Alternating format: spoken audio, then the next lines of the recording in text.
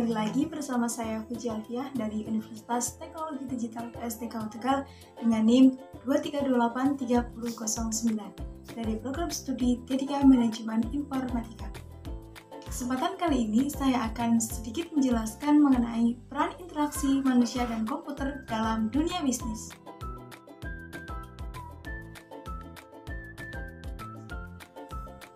Sebelum kita mempelajari lebih dalam lagi mengenai interaksi manusia dan komputer dalam dunia bisnis, terlebih dahulu kita analisis gambar yang tertera di layar.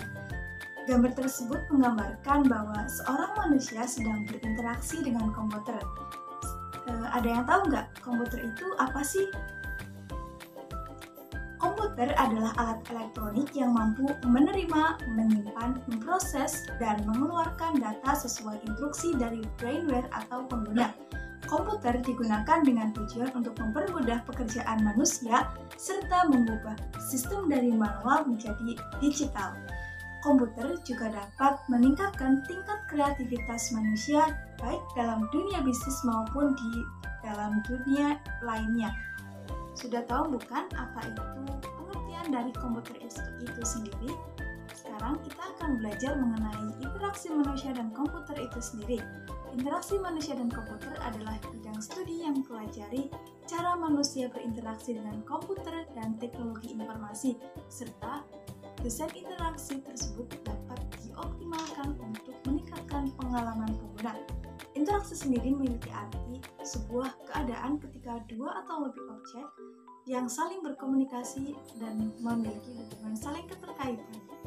Sehingga ketika ada salah satu objek yang memiliki hambatan, maka semua akan berpengaruh dan akan mengakibatkan interaksi menjadi tidak baik. Unsur interaksi manusia dan komputer sendiri ada 3. Yang pertama adalah komputer, yang kedua adalah manusia, dan yang ketiga adalah interaksi. Selanjutnya adalah tujuan dari interaksi manusia dan komputer atau IMK, yaitu terciptanya sebuah interaksi manusia dan komputer sebagai bentuk bantuan dengan memberikan kemudahan pada manusia dalam pengoperasian dan pengolahan komputer sehingga memberikan manfaat yang dibutuhkan selama bekerja pada sistem komputer. Selain tujuan, IMK juga memiliki beberapa manfaat. Yang pertama adalah useful atau berguna, yang kedua adalah usable atau dapat digunakan, yang ketiga adalah use yang artinya digunakan, dan yang keempat adalah usability atau kriteria berkualitas. Interaksi manusia dan komputer memiliki beberapa faktor perkembangan. Yang pertama adalah faktor rekayasa perangkat lunak. Rekayasa perangkat lunak ini sendiri adalah sebuah instruksi yang apabila dieksekusi akan menghasilkan sebuah fungsi dan kerja yang diinginkan oleh brainware, atau juga bisa diartikan sebagai kumpulan struktur data yang memungkinkan suatu program memanipulasi informasi yang secara profesional. Yang kedua adalah faktor bisnis. Faktor bisnis ini seperti yang kita tahu bahwa persaingan bisnis Indonesia sekarang ini lebih mengarah ke era digitalisasi dan sangat ketat sekali. Hal ini menyebabkan terjadinya interaksi tanpa disengaja. Hal ini menyebabkan tanpa kita sengaja kita telah menciptakan sebuah interaksi manusia dan komputer. Setelah kita mempelajari apa itu komputer dan apa itu interaksi manusia dan komputer sendiri, sekarang kita akan mendalami lebih dalam peran interaksi manusia dan komputer dalam dunia bisnis. Yang pertama ada di peluang bisnis di era revolusi 4.0. Untuk peluang bisnis yang terjadi di era revolusi ini, yang pertama ada fintech atau finansi teknologi. Finansi teknologi yang berarti sebuah teknologi uang adalah bentuk inovasi teknologi yang dikembangkan dalam bidang finansial sehingga transaksi keuangan bisa lebih mudah. Yang kedua adalah software as service. Software ini adalah perangkat lunak yang berfungsi sebagai sarana pelayanan bersifat online. Untuk penjualannya berupa business to business Contoh bisnis SaaS ini adalah aplikasi absensi yang merupakan salah satu absensi online. Selanjutnya adalah di cold hosting. Cold hosting sendiri adalah tipe web hosting yang menggunakan berbagai macam server untuk menyeimbangkan load dan memaksimalkan uptime. Contohnya, cloud sebagai web dari beberapa komputer berbeda, semuanya akan saling terhubung. Yang keempat adalah digital marketing. Kata ini sudah tidak asing lagi untuk kita semua. Digital marketing adalah sebuah bentuk promosi online atau untuk membranding produk kita di dalam era digital, yaitu di media sosial.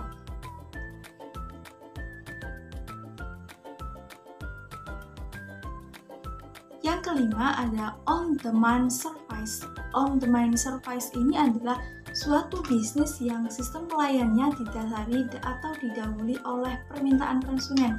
Ketika ada pesanan dari konsumen, maka penyedia layanan akan langsung meresponnya.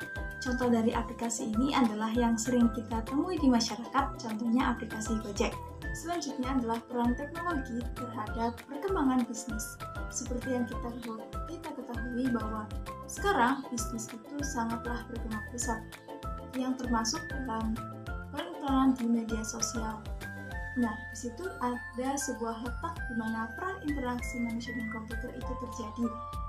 Salah satunya adalah dalam segi platform digital dan aplikasi, seperti contohnya ada di Trello dan Slack, yang telah memungkinkan perusahaan untuk mengorganisir dan mengelola tugas atau proyek secara lebih efisien. Ini telah membantu peningkatan produktivitas dan efisiensi bisnis. Selain itu, teknologi telah memungkinkan bisnis untuk mengumpulkan data dan menganalisanya lebih efektif lagi. Big Data dan Analitik telah membantu perusahaan untuk memahami perilaku pelanggan dan tren pasar. Hal ini memungkinkan perusahaan untuk mengembangkan strategi bisnis yang lebih dan meningkatkan pengalaman pelanggan. Peran teknologi dalam transformasi ekonomi dan bisnis digital adalah yang pertama adalah meningkatkan efisien dan produktivitas. Yang kedua adalah membuka peluang usaha baru. Yang ketiga adalah mendorong inovasi. Yang keempat adalah menjadi sarana komunikasi dan kolaborasi. Selanjutnya, apa sih hubungan interaksi manusia dan komputer dalam bisnis itu? Ada beberapa contoh penerapan hubungan IMK dengan bisnis. Yang pertama ada di Sistem Informasi Manajemen atau kita sebut dengan SIM. SIM ini merupakan aplikasi komputer yang membantu dalam pengambilan sebuah keputusan manajemen dengan menggunakan informasi yang relevan dari berbagai sumber data. Yang kedua ada di sistem e-commerce.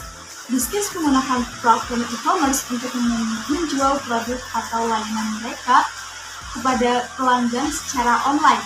Interaksi antara manusia dalam hal ini adalah pelanggan dan komputer terjadi ketika pelanggan melakukan sebuah pembelian yang melalui sistem e-commerce tersebut. Yang ketiga ada sistem manajemen persediaan.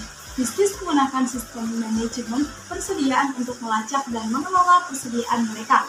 Interaksi antara manusia dan komputer terjadi ketika staf gudang atau manajemen menyediakan dan menggunakan sistem tersebut untuk melakukan perhitungan stok, menentukan pesanan ulang, dan mengelola aliran barang.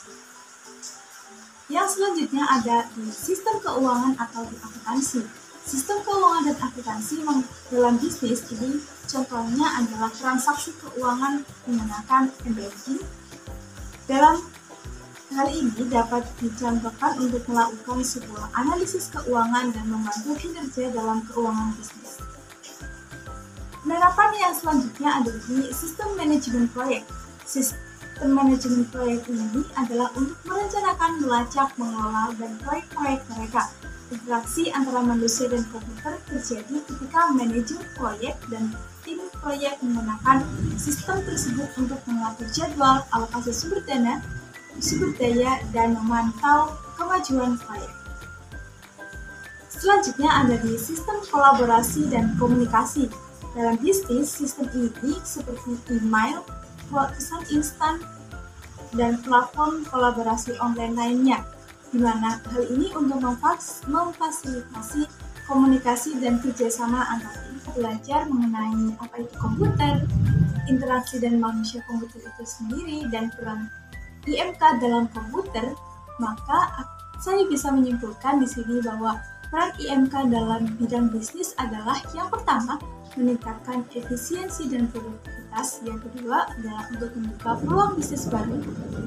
Yang ketiga adalah mendorong inovasi. Dan yang keempat adalah menjadi sarana komunikasi dan kolaborasi. Demikian adalah proses belajar mengenai peran interaksi manusia dan komputer di dalam bidang bisnis. Apabila ada kata-kata yang salah dan tutur yang kurang teratur serta tembang yang kurang nyambung dari saya mohon maaf yang sebesar-besarnya. Saya akhiri. Assalamualaikum warahmatullahi wabarakatuh.